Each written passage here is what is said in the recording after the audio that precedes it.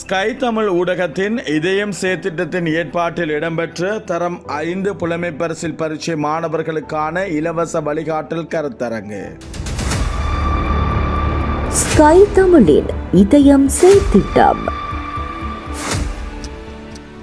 Sky Tamil ஊடகத்தின் சமூக சேவை பிரிவான இதயம் செயற்திட்டத்தின் 5வது திட்டமாக தரம் 5 புலமை பரிசில் பரீட்சை எழுத உள்ள மாணவர்களுக்கான விசேட இலவச வழிகாட்டல் கருத்தரங்கு ஞாயிற்றுக்கிழமை ஏறாவூர் அரஃபா வித்தியாலயத்தில் இடம்பெற்றது.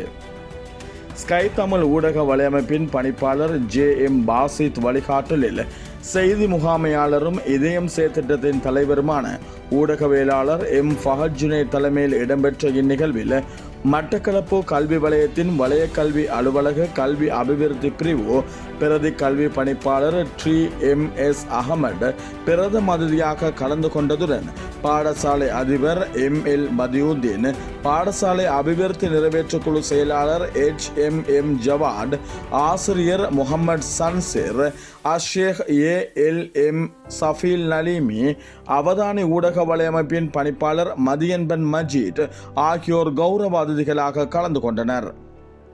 மேலும் இச்செயல் அமர்வு நிகழ்வில் ஸ்கை தமிழ் ஊடகத்தின் பிரதி முகாமையாளர் M ஜஃபீர் மஹ்ரூப், செய்தி உதவி முகாமையாளர் சிம்ரா ஆசிம், துணிந்தடு சஞ்சிகை குழு உறுப்பினர் பெனாசில் சிஃப்னா, செய்தி வாசிப்பாளர் ஷிஹானா, பிராந்திய செய்தியாளர் உமர் அரஃபாத் ஆகியோர் கலந்து கொண்டதுடன் பாடசாலையின் ஆசிரியர்களும் கலந்து கொண்டு சிறப்பித்தனர்.